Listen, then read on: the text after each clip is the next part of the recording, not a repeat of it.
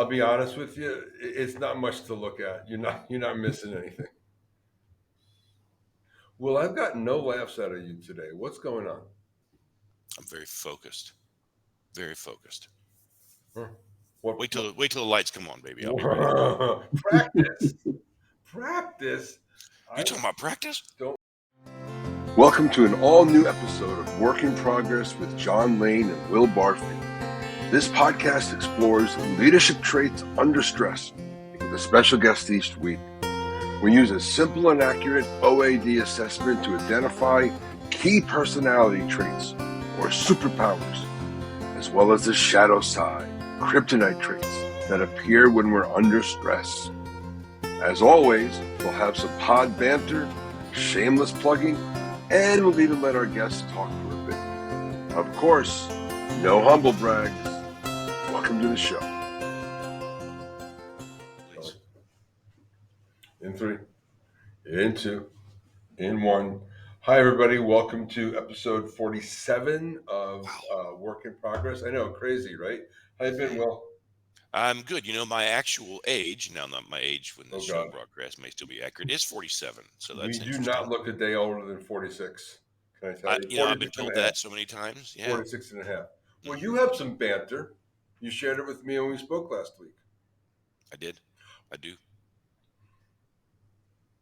What have I done? Look at my What face. am I going to do? Now look at my face. Now, I'm trying to give you a subtle cue. You are? Is it about your? No, it's about your face. You're on the Noom app, Oh, you're and talking you about my weight lost how loss? many Yeah, pounds? about 15 so far. 15. And that, just with Noom, who may be a future sponsor, Possibly. introduced to that by a former coworker, actually, Lee? and actually someone who works for her. Nice. And yeah, it's just a really great lifestyle app around learning, how to eat and what to eat and portioning it more intelligently and understanding caloric density and those kinds of things, encouraging more exercise and more consumption of water and Nice. all the things I wasn't doing. Did you ever think we'd cover caloric density on our podcast? I was actually waiting for the day, so I'm glad it has finally arrived. Me too. Isn't that why I'm here? I thought I was here for the caloric intake. No, that's right. You thought that. Yeah, I told him it was going to be about caloric density. Love that festive mug. It is a lot of fun. Yeah. All right, So here's yes, my sorry I goal. didn't take your prompt, John. I'm back in my own office space now. I've got my light. I got my microphone. It doesn't really matter to anybody else, but I'm thrilled to be podcasting from home base again. Also, as folks know, although this will be probably 6-7 weeks out, we launched our culture of communication workshop for startups this last Yes. week to great aplomb. Yeah, so that was good. And then I learned this morning that I have to have surgery on my shoulder. So all in all, a big day. Yeah, it sounds Not like late. that's the what happens when you disc golf, huh? Apparently, it's a pretty Disc golf, brutal yeah. sport. I mean, I've been told I have a disc golf body. I didn't really know what that meant until now, and I'm not super happy with the outcome. But I am John Lane, and I am you Will are Barfield. I am, yes, Will Barfield, of course, and we are a a work work in in progress. progress. We've got another great podcast. As always, we have a special guest. That special guest couldn't be here today, so we have Chris. Oh, Oh, hey Chris, how are you? Good to see both of you. I couldn't Thanks direct for all the having me. fire at Will. You had to pick up some of it, but that was pretty gentle. That was small bore. Yeah, Good to see you. ready. Why don't you it introduce is good to see you. yourself to the audience? Yeah, good to be here today. Chris Herndon, the interim executive director for Wake Up Wake County. We advocate for sustainable and equitable development. So a lot of our work in recent years has been around transit and affordable housing, clean water, those sorts of things. So as Wake County and the Triangle grow, we want to make sure that it's done in a sustainable way so that future generations of ours can enjoy this great community.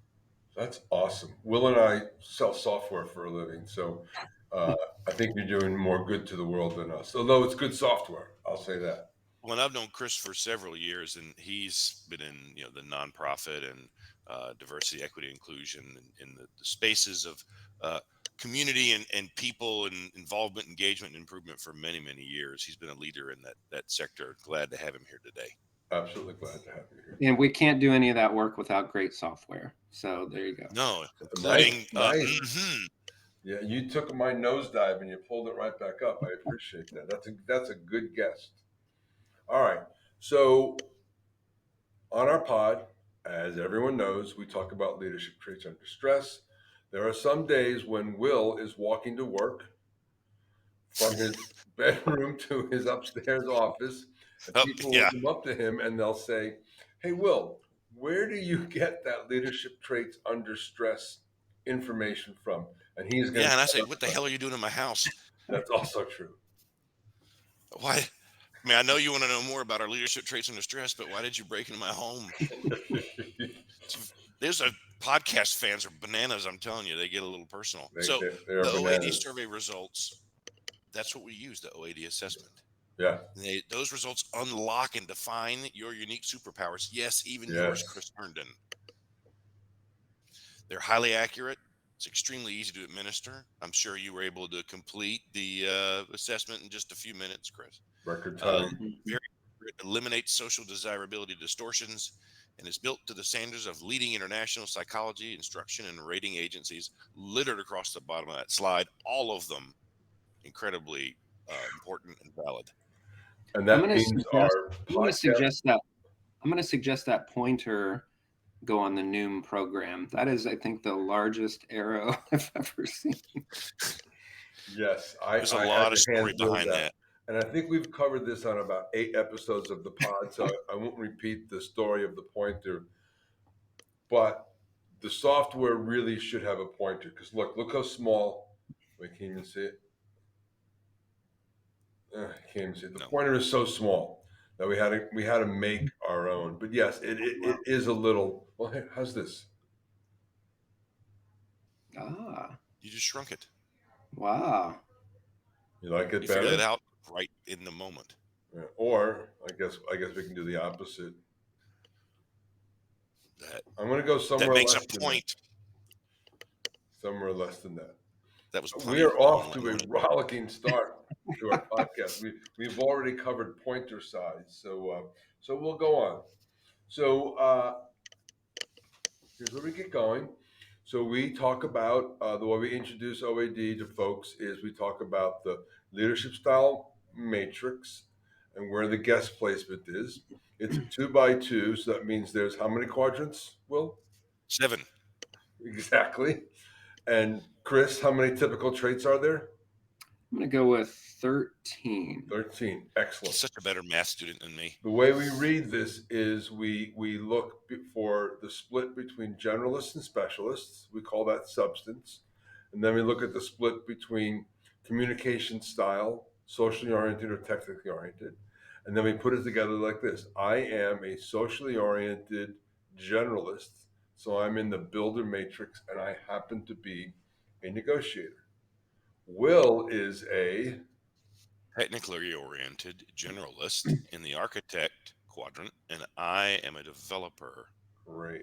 And what do you think Chris is? There's a clue I here. bet he's he's blue, right? Like me, which is great. I think there's several shows in a row now with architects. Yeah. Technically oriented generalist, also in the architect quadrant. And what are you, independent generalist? He's an indie generalist, yeah. Oh, so okay, great. That's 2 of those in a row. Yeah. So we're going to talk about what all that means as we go forward. Will, you might have a question. Yeah, classic. Yeah. Okay, the question. Yes. Sorry, Chris. Yes, I was right. nodding about how that's such a classic looking indie generalist profile. How does it feel, Mr. Herndon, to have yourself reduced to a 2-dimensional table? I think I'm reduced to a lot of things every day, and today it's in table format, I guess. Yeah. Hopefully this is not as hard on the ego as some other things. Oh, that's funny. Okay, good. So let's break Chris down. So we look at the 4 relative traits: assertiveness, extroversion, patience, and detail orientation. Things to the right are dominant, things to the left are subordinate. His most dominant trait is patience. He is a patient guy. He's a system type guy. He's a systematic thinker. He's a single tasker. And that is really what defines him primarily, followed by a little bit of assertiveness, then by some level of detail orientation, and lower on the extroversion side. So when you put that together, we look at our A versus our D. A is greater than D, you're a generalist. We look at our E versus D. D is greater than E, you're technically oriented. He's a technically oriented generalist in the upper left quadrant. Anyway, that's how we get started. We're going to get into the details as we go on. So, Will, why don't you jump in here? I'd love to. So, as we discussed in the pre-show prep, Chris, anyone who shows up through the assessment as an architect in the independent generalist category is going to get these generic superpowers. Of these, is there one that you feel stands out most, that you've heard others talk about when they reference your personality? Which one of those would you highlight?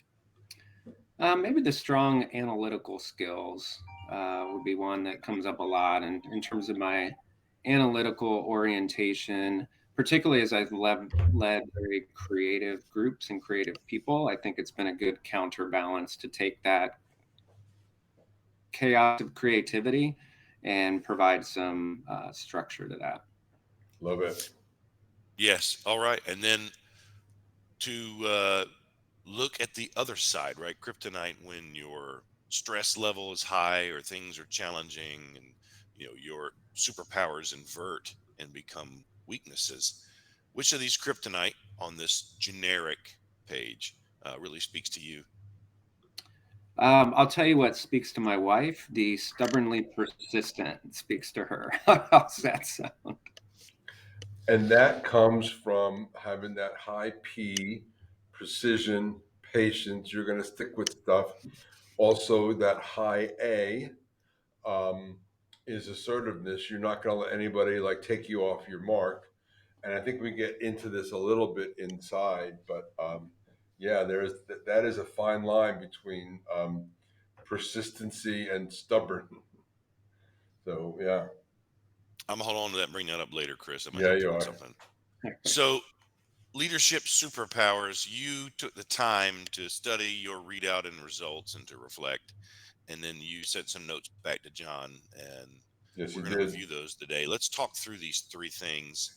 Add some color and some context for us, please, as to why you selected to discuss these superpowers. Yeah, I think the easygoing ties to just kind of a level, being level emotionally. I rarely get too high, rarely get too low. And so I think that, and we'll see how the flip side of that shows up later. But I Exactly. think in intense situations, and again, bringing creative people along and aligning them, I think that deliberate approach to problem solving has come in handy. Creative thinker, I think that I'm always looking for creative solutions. And professionally, I've worked in small business. I've had my own practice. I've worked for a startup. I've worked for a global organization. And I've been highly civically engaged. And so on a lot of civic boards. And so I think I can bring a lot of lenses to a particular situation. And so I think that it's fun to take solutions from different industries, different practices into whatever problem I'm trying to solve in a moment. And that's a lot of fun. Yeah. And I love the heart and head mixture. Yeah. And I've had to, I've had to be intentional over time about the heart piece and because my orientation is maybe the analytical a little bit more and the logical. So I've learned over time to inject my heart and feelings and other people's feelings into that. Yeah, and you are that blend of both head and heart now. That's definitely shows up. Before we move on from this slide, someone might assume, maybe me, that because you've done so much work, for cause related organizations, and because you've been generous with donating your time, that you might lead with the heart, and that might be why you ended up in that space. And yet, you're telling us you lead with the head, and you had to make sure you brought the heart along to the party. How do you help us understand why you've ended up in the leadership positions with the organizations you've been with, given that complexity there? Yeah, that's an interesting question. I hadn't really thought about it in that way before. You should have a podcast. You know what? John might let me one day. A second podcast, that'd be awesome. No, I think I follow my heart in terms of the type of work I want to do. But then in the leadership settings, I think my tendency is to lead with my head and logic.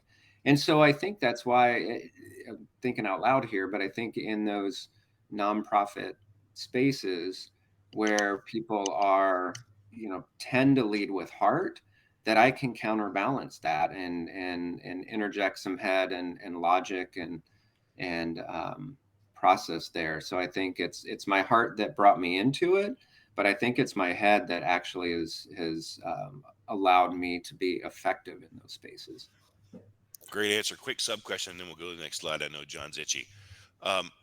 When you have led with the head in those settings with those people who may lean heavily heart, have you found that they've embraced the logic and the data and the analysis and the organization that you bring to the table, or have you found that it created some resistance, maybe even early on, until they kind of figured out where you were coming from? Oh, without fail, every time it's worked out perfectly. No, I'm kidding. No, it's no. I'm still learning. I'm constantly adjusting. I've made missteps when I start with my head or assume that others will follow the logic, and so I'm constantly recalibrating and learning. And you'll see it when we get to kryptonite. I can be a hard read emotionally, and so that's caused me to refine my approach. There's our segue, Mr. Lane. Well, let me go just to one of the things that we help leaders with, sort of outside the pod, is we help them and their team understand each other's communication styles, and also what their preferences for consuming information. And so that's a real interesting path to reduce group dynamic conflict. And oftentimes folks are literally in agreement with each other, they just don't communicate it the same way, so they think they're arguing.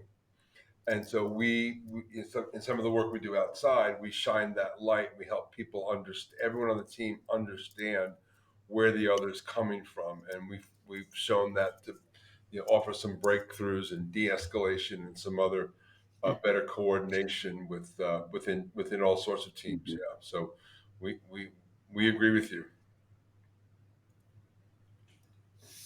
All right, so you did a great job kind of bridging us over to this slide, Chris, and you were talking about superpowers versus kryptonite and when things get challenging. So talk us through these 3 bullets, please, like you did the others, and leave room for what I'm sure will be a really zinger of a question coming from me soon. I'm sure it will be. No, this first one cuts deep in the heart that I may or may not have, depending on the previous slide. But no, I think that's been something, especially in recent weeks and months, that I've been working on is the tendency to connect my personal value to achievement. I'm an achiever, and I want to get things done. I want to achieve. And it's easy to get, especially when you're in cause-oriented work. It's easy to assign your personal value and personal worth to what you're achieving and what you're accomplishing. And so that's been a challenge for me. I think I'm just starting to be able to separate those things, and I think I was in denial about the achiever piece for a while, but I think I've accepted that I like to achieve, but it doesn't define me. When I'm not achieving, it doesn't mean I'm any less valuable to my community, my people, that sort of thing. Communication style under stress. I think that's one we alluded to a little bit. I can, because in those high anxiety, high stress situations, I can remain calm. I can keep my head about me when everybody else is losing theirs. But I had a coach a few years ago. Let me think of what he said. It was in essence, he said, "I'm so good at regulating my emotions that people wonder if I even have them." so, um, so I've had to learn to articulate in those moments to articulate that, hey, I may not be doing cartwheels right now, but I really love that idea, and find some ways to verbalize, because my face and my body language may not always show that emotion or feeling. So that's something I have to be intentional about with my teams. I like that.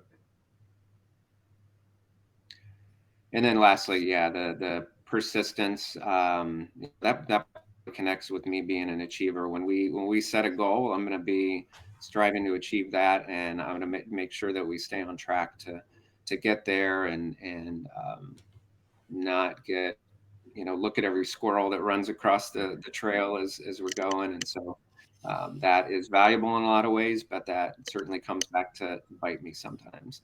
Yeah, figuring out that line is it's hard because you hear all about the startup founder who grounded out for 8 years, and then Amazon bought his business for $1 billion, or her business for whatever, and persistence is always valued so highly in some cases, but then there's also just pure stubbornness, and and where does one end and the other begin?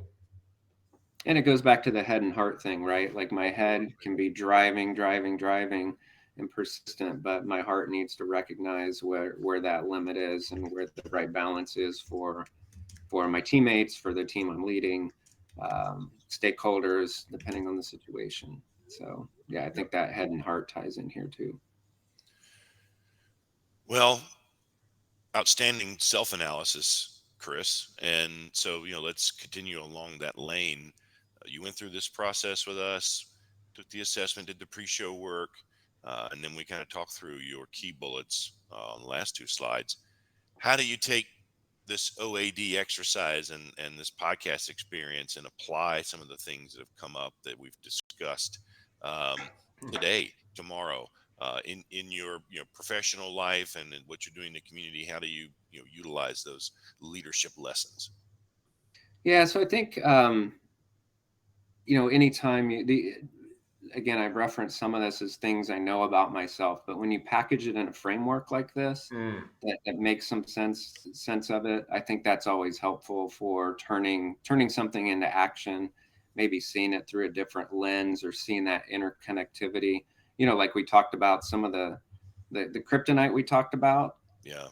is, you can see a direct line to the superpowers, right? And so seeing that correlation and figuring out where those lines are. So to have a framework to think about it, to talk about it, to turn it into action is helpful.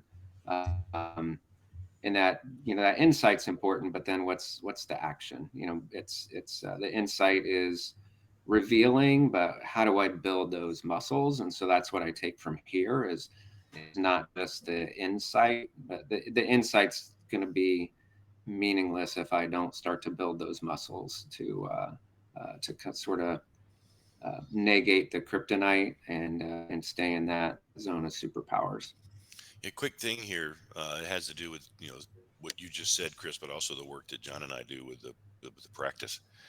It is really hard when you've got a leader um, at the helm who will not self-reflect, Mm-hmm. um, does does not see these things, nor will be willing or open to take the time for self-analysis, and just Hmm. continues to lead whether they're following or not.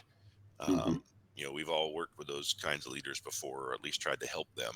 And one of the reasons that we love this show is because we have leaders on here who are the polar opposite of that. They want to engage, they want to Yes. embrace, and they want to be vulnerable.